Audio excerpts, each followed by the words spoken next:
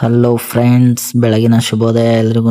Part 1 ಅಲ್ಲಿ ಹೇಳಿದ್ದೆ ದೇವರ ಮನೆ ನೆಕ್ಸ್ಟ್ ದೇವಸ್ಥಾನಕ್ಕೆ ಹೋಗ್ತೀನಿ ಅಂತ. ಆದರೆ ಲೇಟ್ ಆಯಿತು, ಹೋಗೋಕ್ಕಾಗಲಿಲ್ಲ. ಅದಕ್ಕೆ ಡೈರೆಕ್ಟು ಹೊರನಾಡುಗೆ ಬಂದ್ಬಿಟ್ಟು ನೈಟ್ ಬಂದ್ಬಿಟ್ಟು ಇಲ್ಲೇ ಸ್ಟೇ ಮಾಡ್ದು. ಬೆಳಗ್ಗೆ ಎದ್ದು ಆಚೆ ಬರ್ತೀನಿ ಗುರು, ಏನು ವ್ಯೂ ಕಾಣ್ತಿತ್ತು ಅಂದರೆ ಅಲ್ಟಿಮೇಟ್. ನೋಡೋಕ್ಕೆ ಎರಡು ಕಣ್ಣು ಸಾಲದು.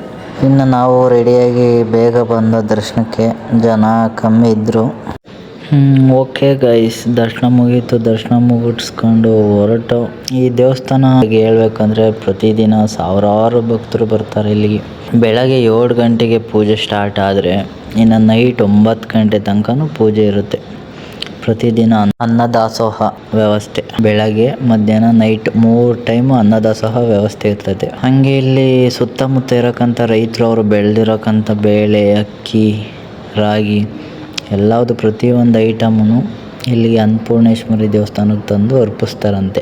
ಮತ್ತು ಹೊರನಾಡಿಂದ ಶೃಂಗೇರಿಗೆ 49 ಕಿಲೋಮೀಟ್ರ್ ಆಗುತ್ತೆ. ಹೊರನಾಡಲ್ಲಿ ನಾವು ನೈಟ್ ಉಳ್ಕೊಂಡಿದ್ವಿ. ಇನ್ನು ಈ ದೇವಸ್ಥಾನದಲ್ಲೇ ಇದ್ದಾವಲ್ಲ ರೂಮು, ಆ ರೂಮ್ ಬಗ್ಗೆ ಹೇಳ್ಬೇಕಂದ್ರೆ ನಿಜ 2,000 ಕೊಟ್ಟರು ಒಂದು ನೈಟ್ಗೆ ಆಲ್ಟ್ ಆಗೋದಕ್ಕೆ ಇಂಥ ರೂಮ್ ಸಿಗಲ್ಲ. ಬರೀ 500 ರುಪೀಸ್ ತಗೊತಾರೆ. ಎಷ್ಟು ಕ್ಲೀನಾಗಿರುತ್ತೆ ರೂಮ್ ಅಂದರೆ. ಮತ್ತು ಎಕ್ಸ್ಟ್ರಾ ಫೀಸ್ ಏನು ಕಟ್ಟಿಸ್ಕೊಳಲ್ಲ. ಮತ್ತು ಇಲ್ಲಿ ದೇವಸ್ಥಾನದ ಬಿಟ್ಟು ಆಚೆ ಎಲ್ಲ ರೂಮ್ಸ್ ಇದ್ದಾವಲ್ಲ, ಅದೆಲ್ಲ ಒಂದು 300-250 ಸಿಗ್ತವೆ. ಓಕೆ, ಹೊರನಾಡು ಪ್ಲೇಸು ಮುಗೀತು. ಮತ್ತು ನಾವು ನೆಕ್ಸ್ಟ್ ಹೋಗ್ತಾ ಇದ್ದೀವಿ ಕೇತನ್ ಮಿಕ್ಕಿ. ಲೆಟ್ಸ್ ಗೋ.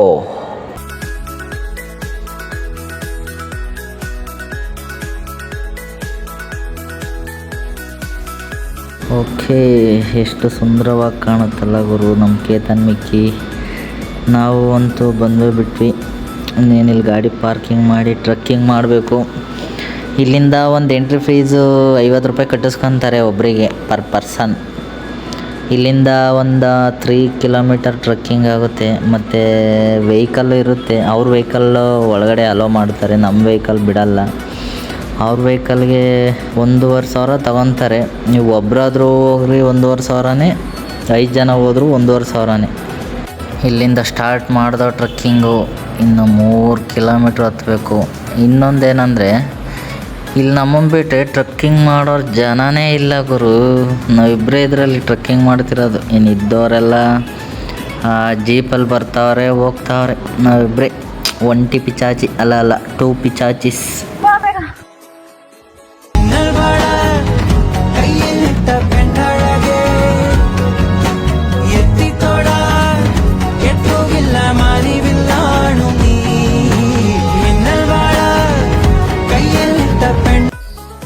ಮಳೆಗಾಲದಲ್ಲಿ ಸುತ್ತಮುತ್ತ ಇರೋ ಬೆಟ್ಟಗಳು ಮತ್ತು ಗ್ರೀನರಿ ನೋಡಬೇಕು ಅಂದರೆ ಎಷ್ಟು ಚೆನ್ನಾಗಿರುತ್ತೆ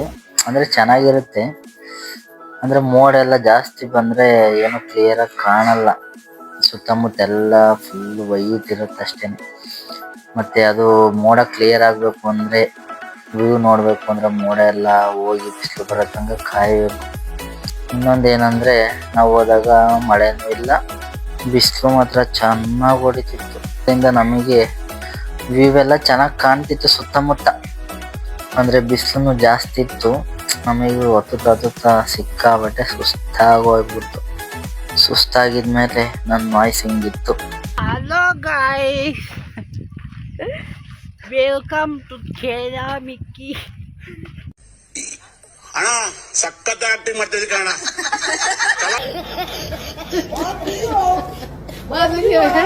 ಆದ್ರೂ ಬಿಡ್ಲಿಲ್ಲ, ಸುಧಾರಿಸ್ಕೊಂಡು ಹತ್ಬಿಟ್ಟು ಮೇಲಕ್ಕನ.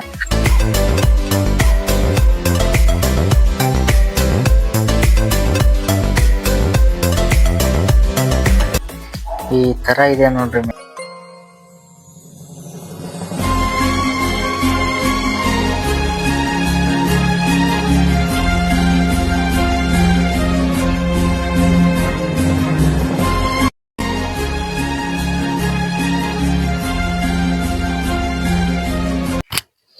ಓಕೆ, ನೋಡ್ಕೊಂಡಿದ್ದೆಲ್ಲ ಆಯ್ತು. ಕೆಳಗಡೆ ಇಳಿತಾ ಇದ್ದೀವಿ. ಇಳಿಬೇಕಾದ್ರಂತೂ ನಿಜ ನೋಡ್ಕೊಂಡು ಇಳಿಬೇಕು. ಕಾಲು ಎಷ್ಟು ಸ್ಲಿಪ್ ಆಗುತ್ತೆ ಅಂದರೆ ಹತ್ಬೇಕಾದ್ರೆ ಅದನ್ನ ಶೂಸ್ ಹಾಕೊಂಡು ಹತ್ಬೇಕು. Trekking shoes. ಮಾಮೂಲಿ ಸ್ಲಿಪ್ಪರ್ ಹಾಕೊಂಡ್ರೆ ದಬ್ಬಾಕೊಳ್ಳೋದೆ. ಈ ರೋಡ್ ನೋಡ್ಬರು ಒಳ್ಳೆ ಓಣಿ ಓಣಿ ಇದ್ದಂಗ ಐತೆ. ನನಗೆ ಈಗ ಗೊತ್ತಾಗ್ತಾ ಐತೆ ನಮ್ ಬೈಕ್ಸ್ ಎಲ್ಲ ಯಾಕೆ ಬಿಡಲ್ಲ, ಬರೀ ಅವ್ರದ್ದು ವೆಹಿಕಲ್ ಕರ್ಕೊಂಬರೋದು ಅಂತ. ಸ್ವಲ್ಪ ಜಾರದ್ರನು ಪಾತಾಳ, ಕೈಗೆ ಸಿಗಲ್ಲ. ನಾರ್ಮಲ್ ಆಗಿ ನಾವು ನಡೀತಾ ಇದ್ರೆ ನಮ್ ಕಾಲೇ ಸ್ಲಿಪ್ ಆಗೋದು ಆ ಕಲ್ಲಿನ ಮೇಲೆಲ್ಲ. ನಮ್ ಹಿಂದೆನೆ ಬರ್ತಾ ಇತ್ತು ಜೀಪ್. ಆ ಜೀಪ್ ಅಲ್ಲಿ ಅವ್ರಿಗೆ ಹೆಂಗ್ ಅನ್ಸುತ್ತೆ ಅಂದ್ರೆ, ಸ್ಟಾರ್ಟಿಂಗ್ ಫಸ್ಟ್ನೇ ಸಲ ಕೂತ್ಕೊಂಡಾಗ ಫುಲ್ ಜೋಶ್ ಆಗಿರ್ತಾರೆ. ಮುಂದೆ ಹೋಗ್ತಾ ಹೋಗ್ತಾ ಹೋಗ್ತಾ 5 minutes later. ಅಯ್ಯೋ ನಾನ್ ಸತ್ತೋಯ್ತೀನಿ ಕಣಣ್ಣ, ಅಣ್ಣ ನನ್ನ ಕೈಲಾಯ್ತಾ ಇಲ್ಲ. ಅಂದ್ರೆ ಅಷ್ಟು ಎತ್ತೆತ್ತಿ ಎಸೆಯುತ್ತೆ ಬರೋದು. ಈ ಕಡೆಯಿಂದ ಆ ಕಡೆಗೆ ಹೋಗ್ತಾರೆ, ಆ ಕಡೆಯಿಂದ ಈ ಕಡೆಗೆ ಬರ್ತಾರೆ. ಹಿಂಗಾಗುತ್ತೆ ಅವಾಗ. ಸ್ಟಾರ್ಟ್ ಇನ್ನೊಂದ್ಸಲಿ.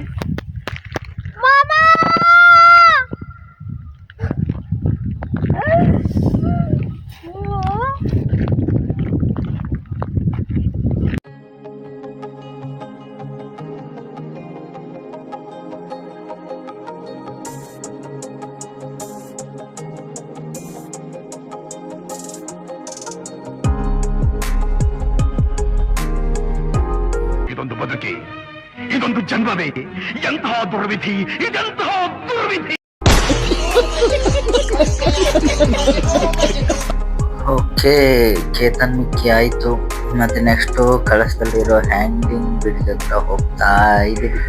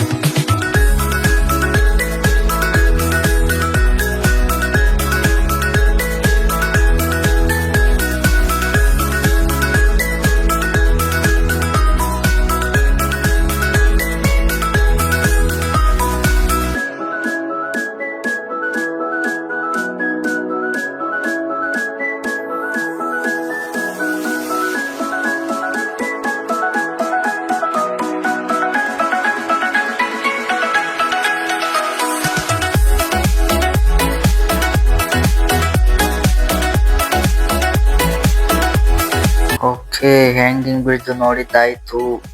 ನೆಕ್ಸ್ಟ್ ನಾವು ಹೋಗ್ತೀವಿ ಸೂರ್ಮನೆ ಫಾಲ್ಸ್. ನಾವು ಅಲ್ಲಿಂದ ಇಲ್ಲಿ ಬರೋ ಅಷ್ಟರಲ್ಲಿ ಸ್ವಲ್ಪ ಲೇಟ್ ಆಯ್ತು. ಸಂಜೆ ಆಗ್ತಾ ಬಂತು. ನೀರ್ ಬೀಳೋ ಸೌಂಡ್ ನೋಡ್ರಿ ಇಲ್ಲಿ ಕೇಳಿಸ್ತಾ ಇತ್ತು.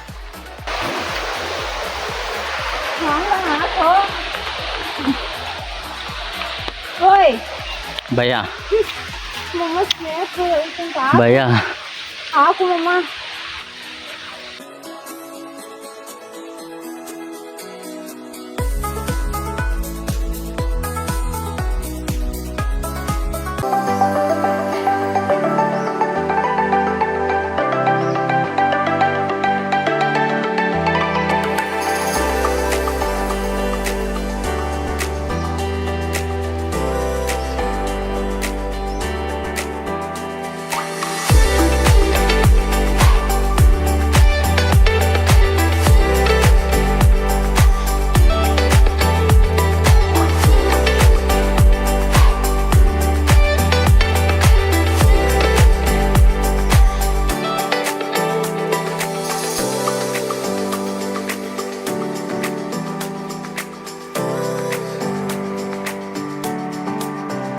ಸೂರ್ ಮನೆಯಿಂದ ಹೊರಟು ಅಲ್ಲಿ ಲೇಟ್ ಆಗೋಯ್ತು, ಕತ್ಲೆ.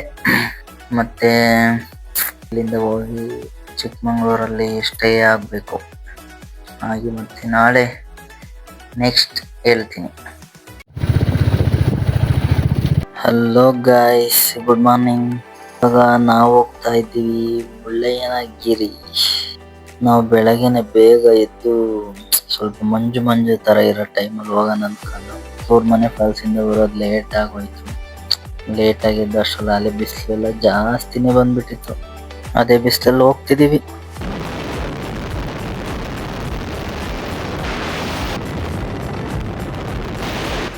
ಗಾಡಿ ಅಂತೂ ಸಿಕ್ಕಾಪಟ್ಟೆ ಬಿಸ್ತಿದೆ ಗುರು. ವ್ಯೂ ಮಾತ್ರ ಸುತ್ತ ನೋಡಕ್ ಸೂಪರ್ ಆಗಿ ಕಾಣ್ತಿತ್ತು. ಅಲ್ಟಿಮೇಟ್ ನೋಡ್ರಿ ನೀವು.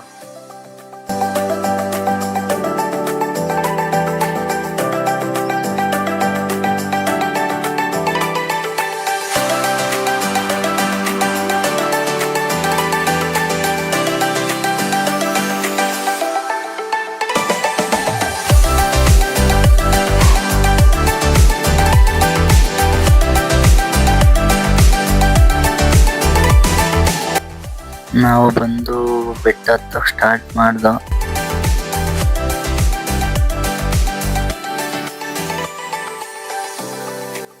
ಓ ಇರುಗುರು ನಮ್ದೊಂದು ರಾಮಾಚಾರ್ಯ ಸಂಘ ಕಣ.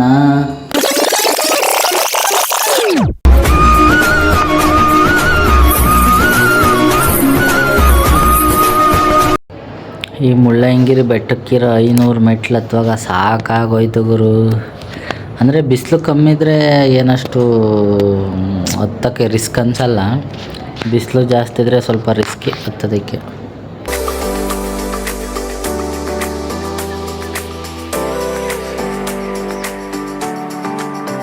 ಹೇಳಬೇಕು ಅಂದರೆ ಭೂಮಿ ಮೇಲಿನ ಸ್ವರ್ಗ ಅಂತಲೇ ಕರಿಬೋದು ಮುಳ್ಳಯ್ಯನಗಿರಿ ಬೆಟ್ಟನ.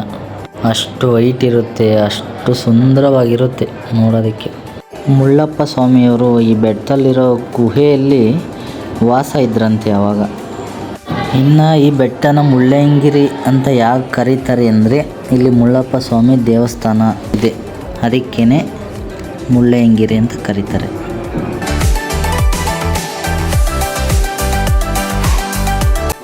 ನಮ್ಮ ಕರ್ನಾಟಕ ಎಷ್ಟು ಪೀಕ್ ಇದು, ಎತ್ತರವಾಗಿರೋ ವ್ಯೂ ಪಾಯಿಂಟ್. ಇನ್ನು ಈ ದೇವಸ್ಥಾನ ಕಟ್ಟಿ 900 ವರ್ಷ ಆಗೈತೆ. ಅಂದರೆ ಆ ದೇವಸ್ಥಾನ ಮೇಲ್ಗಡೆ ಒಂದು ಗೋಪುರ ಐತೆ, ಗೋಪುರ ಕಟ್ಟಿ 900 ವರ್ಷ ಹಳೇದಂಥದ್ದು. ಅದು ಈ ಮಾಮೂಲಿ ಇರೋ ದೇವಸ್ಥಾನ ಕಟ್ಟಿ 2009 ಕಟ್ಟಿರೋದು. ಮಾರ್ಚ್ ಟೈಮಲ್ಲಿ ಇಲ್ಲಿ ಜಾತ್ರೆ ಮಾಡ್ತಾರೆ. ಮತ್ತು ಬೆಳಗ್ಗೆ 8 ಗಂಟೆಗೆ ಒಂದು ಸಲ ಪೂಜೆ, ಮತ್ತು 7 ಗಂಟೆಗೆ ಒಂದು ಸಲ ಪೂಜೆ ಮಾಡ್ತಾರೆ.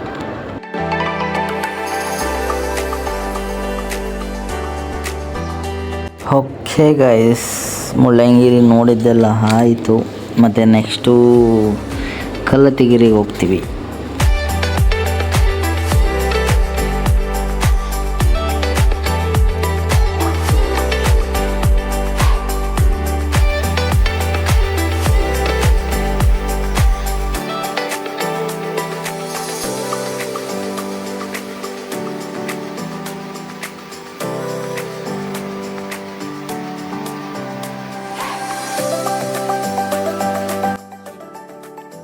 ಓಕೆ ಗಾಯ್ಸ್, ಕಲ್ಲತ್ತಿಗಿರಿ ನೋಡ್ಕೊಂಡು ನಾವು ನೆಕ್ಸ್ಟ್ ಬಂದಿದ್ದೆ. ಇದು ನಮ್ಮ ನಾಲ್ವಡಿ ಕೃಷ್ಣರಾಜ ಒಡೆಯರ ಕನಸಿನ ಜಾಗ. ಥರ ಥರ ಕಲರ್ ಮಣ್ಣಿರುವ ಕೆಮ್ಮಣ್ಣುಗುಂಡಿ.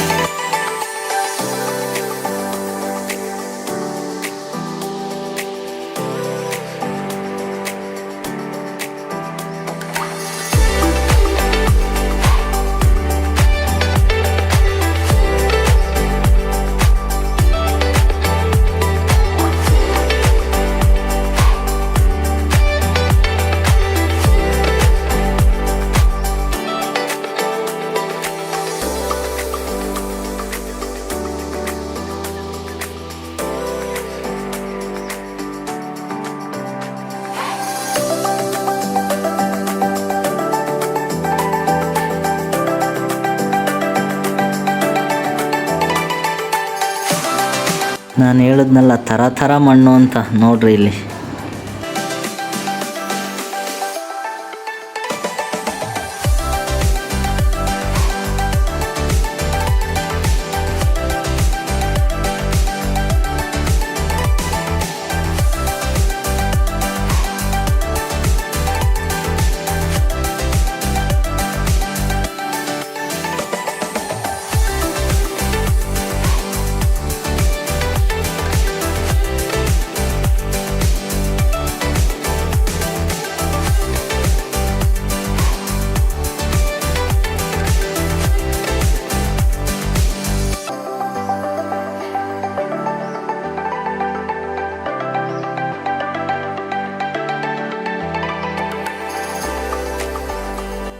ನೋಡಿದ್ರಲ್ಲ ಫ್ರೆಂಡ್ಸ್, ಒಂದೇ ಜಾಗದಲ್ಲೇ 4 ಥರ ಮಣ್ಣು ಸಿಕ್ಕೈತಿ.